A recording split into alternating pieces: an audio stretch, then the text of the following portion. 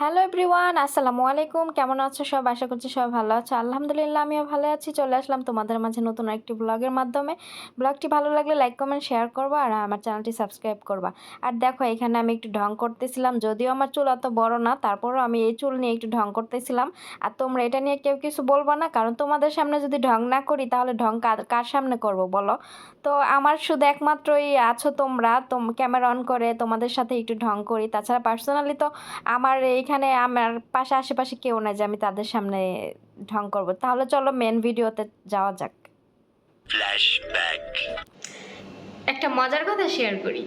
যখন আমি প্রথম প্রবাসে আসি, তখন আমার ম্যাডাম আমাকে বলে যে জিবি সিক্কিন।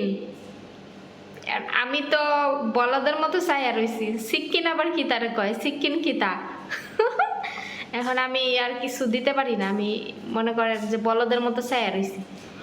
পরে আমার ম্যাডাম আমারে বলে যে মাফি মালুম সিক্কিন। এখন হেটাও তো আমি বুঝি না, মাফি মালুম সিক্কিন মানেটা কি?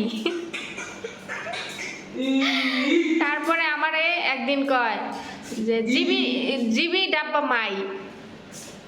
এখন আমি ডাব্বাও চিনি না, মাইও চিনি না, এখন আমি দিমু কি? যাই হোক, কোনো রকম করে ইশারা দিয়ে বুঝাই দিল। আমি কি করলাম, ওই ডাব্বার মাই গিলাসে ডাইলা নিয়া দিলাম। সেইটা দেখা আমার ম্যাডাম হাসতে হাসতে মানে শেষ। মানে এরকম অবস্থা যে প্রবাসী যে কেমনে দিয়ে এই ভাষাগুলো শিখছি। আমি যখন এই ভাষাগুলো শুনতাম তখন আমি হাসতে হাসতে নিজেই মনে করেন আমার পেট ব্যথা হয়ে যেত। আমি মনে মনে ভাবতাম যে এই ভাষা আমি বললাম কেমনে। পরে বলতে বলতে এখন অভ্যাস হয়ে গেছে। আর যারা যারা নতুন প্রবাসে আসবেন তাদের জন্য নতুন একটা টিপস, সেটা হচ্ছে আপনারা যদি যারা নতুন আসেন তারা তো হয়তো ভাষা টাষা বুঝেন না। তো আপনাদের জন্য টিপসটা হচ্ছে যে ম্যাডামরা কি বলে সেটা মনে রাখার চেষ্টা করবেন। আর যদি মনে না রাখতে পারেন তাহলে ওই যে লেখা রাখবেন, কিংবা বাসায় ছোট ছোট বাচ্চারা থাকে না, ওদের সাথে বেশি বেশি কথা বলবেন। ওদের সাথে বেশি বেশি কথা বললে অনেক কিছু শেখা যায়, কারণ বাচ্চাদের সাথে অনেক কথা বেশি বললে অনেক কিছু শেখা যায়। তো যখন আসছি, আসার পরে প্রথম প্রথম অনেক সমস্যা হয়েছিল।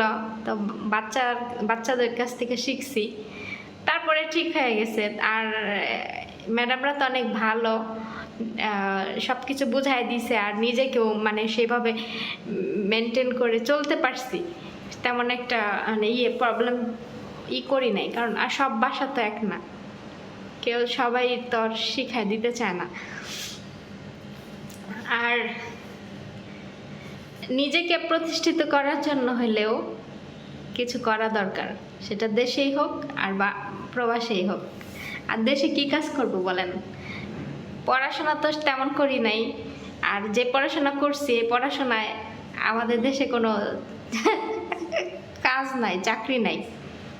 তো আসলাম এই জন্য প্রবাসে আসছি। আলহামদুলিল্লাহ বাসা ভালো পাইছি, বাসার ফ্যামিলির লোকজন অনেক ভালো, নিজের ফ্যামিলির মতো থাকি। মনে হয় নিজের ফ্যামিলিতে থাকলেও এতটা সুখ শান্তি পাইতাম না। একটা একটা জিনিসের কথা বললাম যে এই জিনিসটা আমার লাগবে, আজকে বিকালের মধ্যে, সকালে বলবো বিকালের মধ্যে আয়না দিবে, নাহলে কালকে আয়না দিবে। ওই যে এক সপ্তাহ এক মাস অপেক্ষা করায়, এরকম কিন্তু করে নাই। তবে সবার কিন্তু এক না। আমার বাসার পাশে একটা আপু আছে, উনি দেশে গেছে, এখন আসবে, আসলে আপনাদের সাথে ওনাকে শেয়ার করব। তো আপুর বাসার মালিক হচ্ছে স্যাঁচরা টাইপের, মানে ওনার স্যালারি দিতে গিয়ে গ্যাঞ্জাম করে। আর ওনার যে যাবতীয় কসমেটিক যা লাগে এগুলা সহজে দিতে চায় না। উনি ওনার নিজের টাকা দিয়ে সব কিছু ব্যবহার করে। আর আমার এখানে আমার ম্যাডাম A to Z সব কিছুই দেয়। আর আমার ম্যাডাম আমাকে জিন্সের প্যান্ট টি শার্ট এগুলো পর্যন্ত আয়না দেয়। আমি কিন্তু আপনাদেরকে এর আগের ভিডিওতে দেখাইছি যে আমার ম্যাডাম আমাকে একটা টপ একটা প্যান্ট এগুলো আয়না দিছে। হয়তো বা অনেকে ভাববেন যে এগুলো আয়না দিছে আপনার ম্যাডাম মনে হয় আপনি যখন বাসায় না থাকে তখন মনে হয় পড়েন, তারা মনে হয় করতে পারেন তাদের সামনে পড়তে পারেন না, পড়তে দেয় না। আসলে কিন্তু না, আমার ম্যাডাম নিজেই আমাকে কিনা দেয়, ঠিক আছে, নিজেই কিনা দেয়। আর আমি আমি নিজে পড়ি না এগুলো বাইরে, কারণ যেখানকার যে কালচার আমি পড়ি না, আমি লং লং জামাই পরি।